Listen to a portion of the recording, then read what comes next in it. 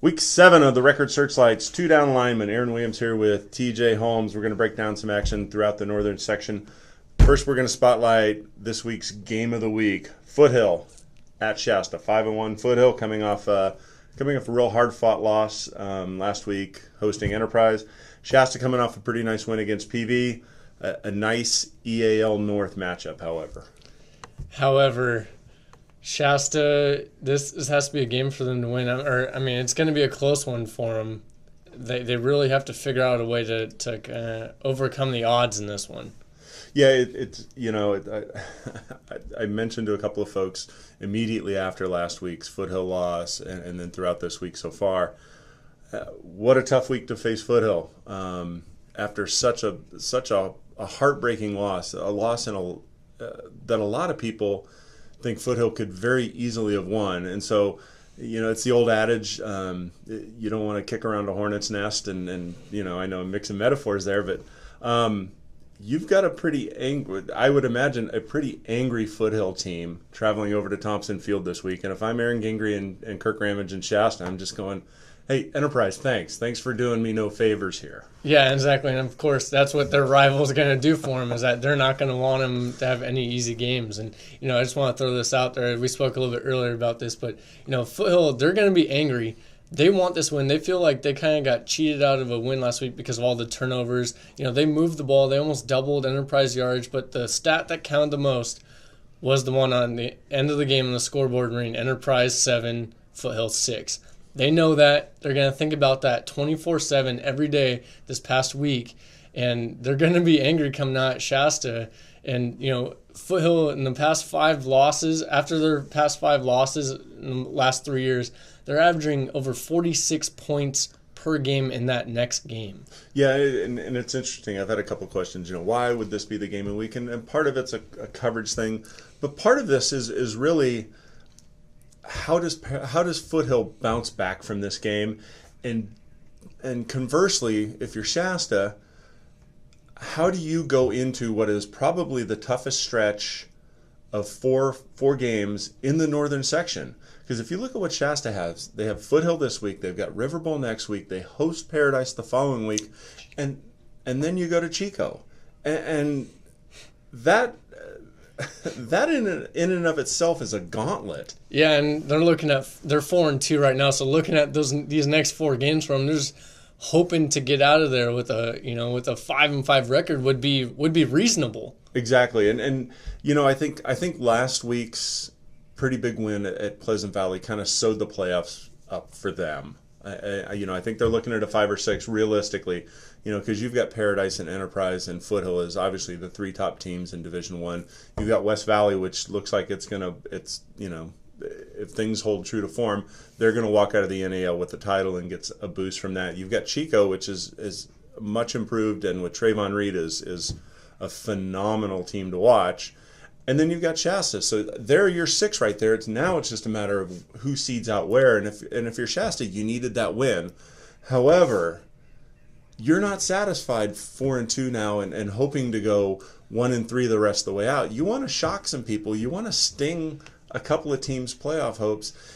And even though Enterprise did you no favors, there would be nothing better if you're a Shasta player, a Shasta fan, than to kind of stick your thumb in the eye of Foothill while they're down. Yeah, and that's going to be hard to do because Foothill hasn't lost back-to-back games in over 3 years. But, it wasn't what I said about Shasta maybe coming out 5-5. That's not a knock on them. That's just that's their schedule. Like, they're a good team. It's just a brutal top 5, top 6 teams in D1 this year. That EAL North, outside PV, everyone is really good. Well, yeah, and we were talking earlier, TJ, about Paradise.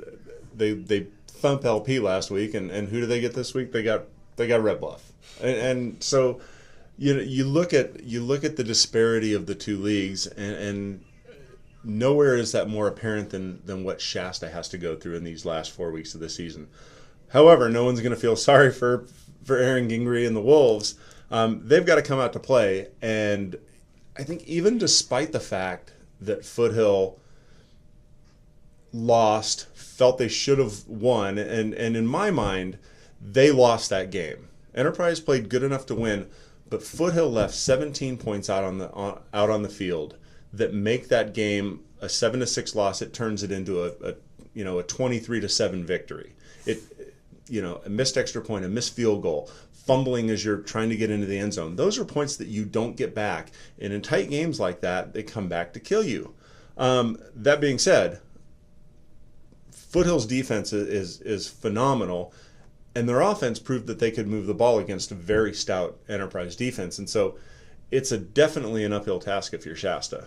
It really is, but one thing I think Shasta has on their side this week is their cornerbacks and their defense.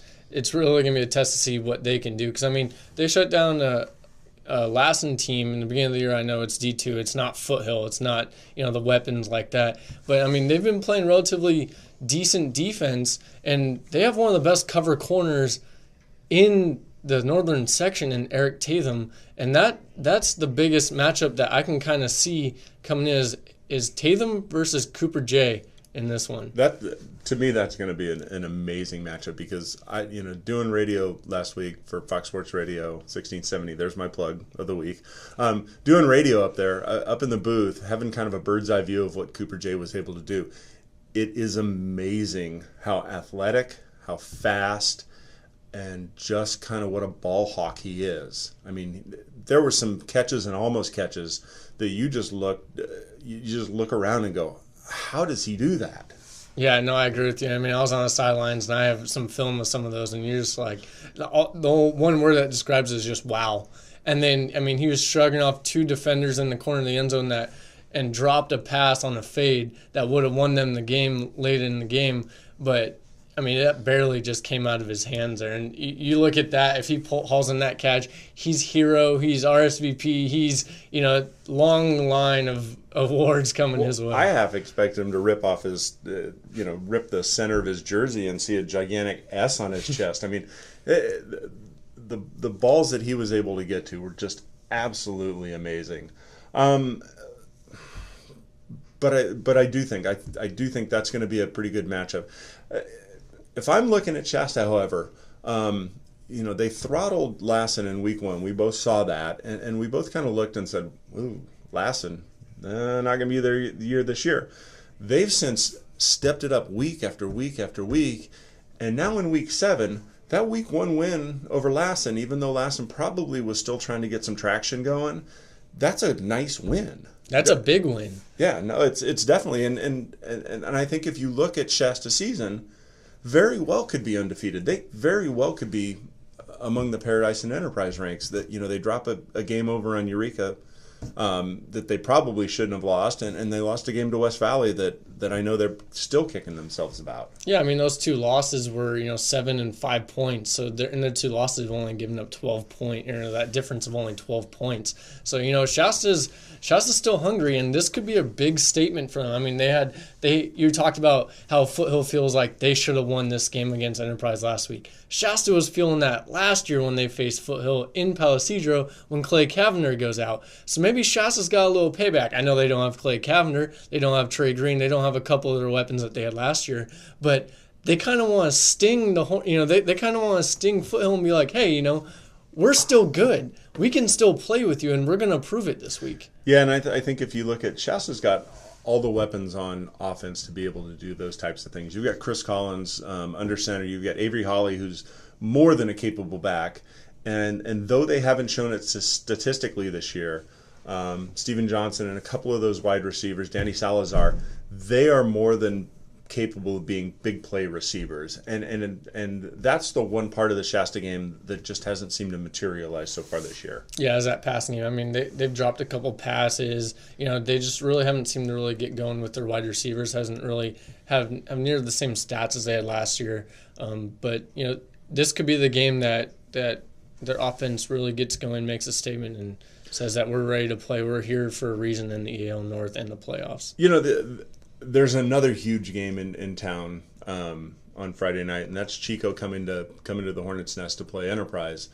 And as nice as a win as that was over Foothill, black and gold fans, if you're going to sit and rest on your laurels, you're going to get stung here, because Chico is the real deal this year. They're 4-2. lost to Paradise, and the only reason they lost to Paradise is Paradise figured out early on, we're going to have to outscore you to beat you because of the phenomenal talents of Trayvon Reed. Yeah, and it's kind of a bummer for Enterprise not being able to enjoy that win against Foothill, because I guarantee you that Darren Trueblood and Ray Herman turned around and said the next day, ready to get back to work because we got another monster ahead of us. Well, and that's the thing about the EAL North. There are no weeks off here. Yeah, and now they're going up against, they went off against the highest scoring team in the Northern Section last week against Foothill.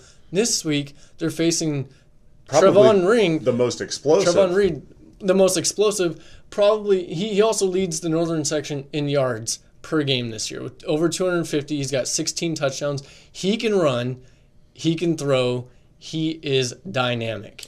Exactly, and just like Shasta's facing that 4-week gauntlet, if you're Enterprise, you're facing that as well, because you've got Foothill last week, you got Chico this week, you got River Bowl, and then you close the season 2 weeks after that up in Lassen. It's we talked last week, TJ, about playoff positioning, and I definitely think that Enterprise now has a step up on Foothill as far as the number 2 seed, because I except for the Shasta game and except for a contest at Lassen, those are the only 2 things that I actually see standing in the way of Paradise in an unbeaten season. So I'm giving the inside track to Paradise here. The inside track now to the number 2 spot belongs to Enterprise. However, that could be very short-lived because of the 3 remaining schools. I think Foothill has the easiest road to win the rest of its games. But like we said earlier, there are no easy weeks here, and it's going to be interesting to see how it plays out. And just like you said, I'm positive that Darren Trueblood and Ray Herman on Sunday, enjoy the little bit of the win, look at some film, and on Sunday, all right, let's game plan. It's go time in the EAL North. You've got to be ready each and every week. And with that offense kind of being a little stagnant last week, they punted a ton of times. They really never got going. Alex Henderson carried the ball 24 times, I think, in that game. Brad Woods was almost a non-factor, who is, one of the better running backs in the section. They got to get him going against Chico. And Alex Henderson's going to have to really manage this game.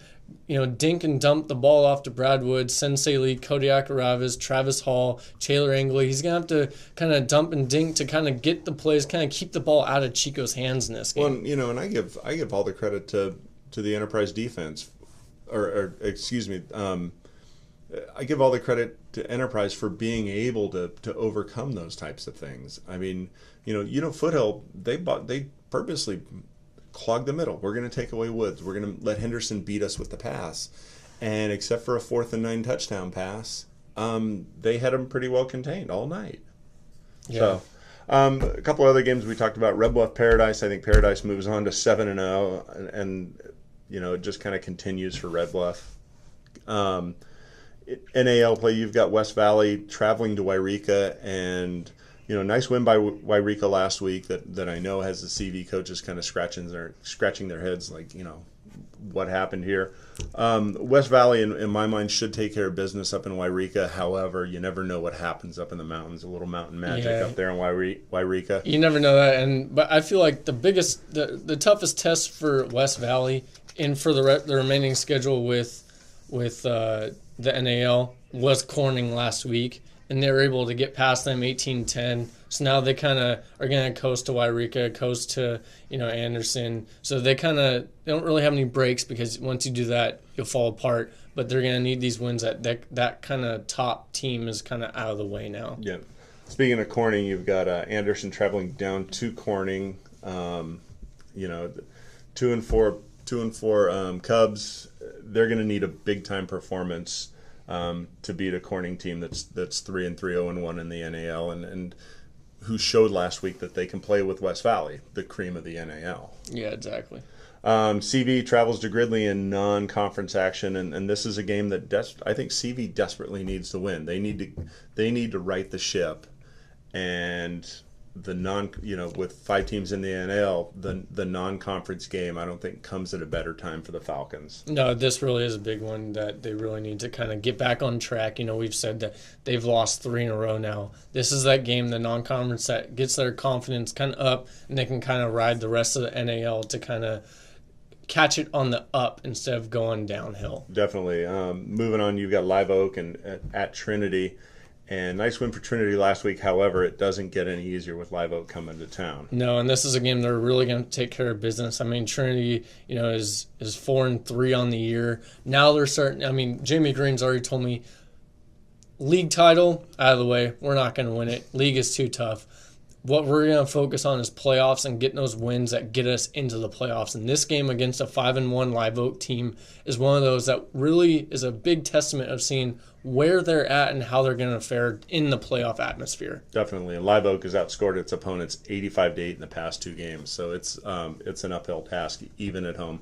Got Willows 5-2 at UPrep. 2-3, another big game for UPrep to kind of establish themselves. And I think, if you look at UPrep, they made some tremendous strides from where they were last year. I still think they're a year or 2 away, but they're making that progress that you'd like to see out of your teams. And obviously you want to win now, but they're building a program for the future, which is exactly what you need from the Panthers. Yeah.